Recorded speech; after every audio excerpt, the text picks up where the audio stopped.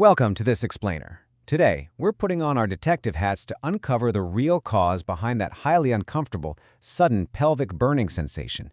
If you've ever felt that dreaded sting, you know exactly how quickly it can completely derail your day. But is it a urinary tract infection, or is it a yeast infection? And more importantly, could the standard treatments your doctor prescribes actually pose a hidden danger to your health? We're going to unpack the medical research right now to give you the clarity you need. Here's our roadmap for today. First, we'll differentiate a UTI from a yeast infection.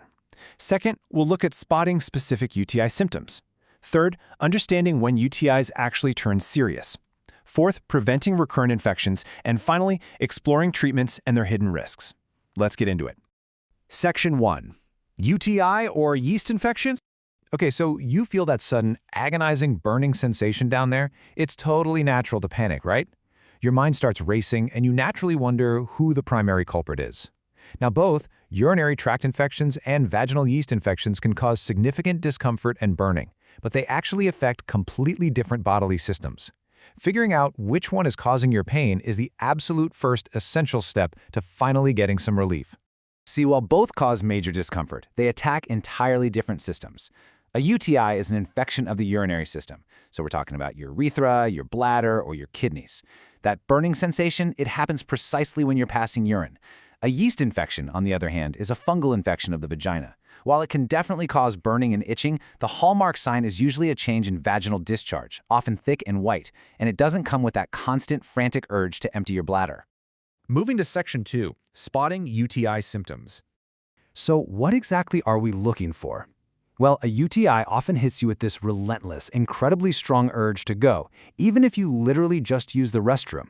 But when you do try to go, it might just be frequent, tiny amounts of urine, accompanied by a sharp, stinging burn. You might also notice that your urine looks cloudy or has a really unusually strong smell to it. And for women, this is frequently paired with pelvic pain, like a heavy, aching pressure right around the pubic bone. If you're checking these boxes, you're more than likely looking at a UTI. But you know, for a lot of women, this isn't just a one-and-done issue that you can brush off. And that brings us to the deeply frustrating reality of recurrent UTIs, or RUTIs as they're known in the medical community. We're talking about frequent repeating infections, and let me tell you, it is a massive public health problem. It's not just a minor inconvenience, it significantly wrecks your quality of life and requires a highly targeted approach to actually stop the cycle. Section 3. When UTIs turn serious. Here's the thing. These infections can escalate fast. It starts at step 1 with bacteria entering the rather short female urethra. By step 2, it reaches the bladder and bam! You've got a standard infection. But if it's left untreated, it doesn't stop there. The bacteria ascend to step 3, the kidneys, which threatens permanent kidney damage. And the absolute worst-case scenario is step 4. That's when the infection breaches the bloodstream and triggers urosepsis. That is a severe, life-threatening crisis that demands immediate emergency care. Now, our immune systems are usually amazing at fighting off bacteria, but some folks are inherently more vulnerable. Female anatomy is a primary risk factor just because it's a shorter distance for bacteria to travel to the bladder. Sexual activity can also physically introduce bacteria right into the urethra. Then you have things like medical catheters, which basically act as a direct superhighway for bacteria to bypass your body's natural defenses entirely. Even specific birth control methods like diaphragms or spermicides can disrupt your natural flora and just allow bad bacteria to thrive. Section 4. Preventing recurrent infections. Okay, let's shift to prevention, because recent clinical reviews have actually highlighted some fantastic strategies. First up, flushing your system with 1.5 to 2 liters of water daily literally physically removes bacteria. And what about cranberries? Well, ingesting cranberries has actually been proven to effectively reduce the risk of symptomatic, culture-verified UTIs. It's not just a myth. For those wanting to avoid relying on constant preventative antibiotics, methenamine hippurate is a proven, fantastic alternative. Now, interestingly enough, despite its current massive popularity as a supplement, the clinical evidence supporting D-mannose for prevention actually remains quite limited. Beyond what you ingest, simple, everyday behavioral changes act as incredibly powerful shields. Correct general hygiene is huge. Always wipe from front to back to prevent introducing intestinal bacteria to the urethra. Also, make it a habit to urinate soon after sexual intercourse to flush out any bacteria that might have been transferred. And finally, don't hold it.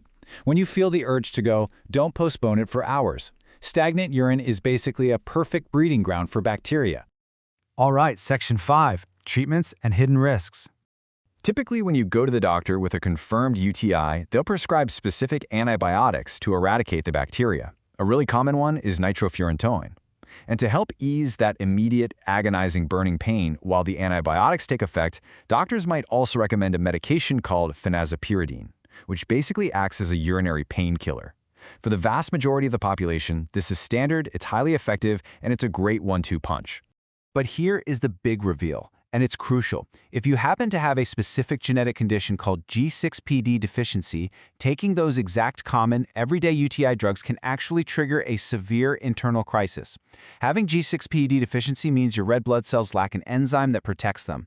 So when they're exposed to certain medication triggers, like nitrofurantoin or phenazopyridine, it leads to hemolysis. That's the rapid, incredibly dangerous breakdown and destruction of your own red blood cells. Exposing someone with this deficiency to these specific medications is definitely not just a minor side effect. The rapid hemolysis leads directly to acute anemia, basically leaving you exhausted and deprived of oxygen. The massive breakdown of blood cells also overloads your liver, resulting in jaundice, which is that yellowing of the skin and eyes. Additionally, you'll often see alarmingly dark urine as the body frantically tries to filter out all those destroyed cell remnants. This is why the diagnostic literature makes one thing crystal clear. G6PD testing is absolutely essential before administering these drugs. In an ideal world, or if a patient has an unknown family history, testing simply must occur before handing out these otherwise common prescriptions. Because honestly, a cure for a simple bladder infection should literally never come at the cost of destroying your red blood cells. So, this really leaves us with a provocative thought, doesn't it? As medicine becomes more advanced, we really have to ask if your standard treatments are actually safe for your unique genetic makeup. The next time you face that uncomfortable burning, you now have the tools to know what you are dealing with, how to prevent it, and exactly the right questions to ask your doctor about the medications they prescribe. Please don't forget to like and subscribe for more specialized insights into urology.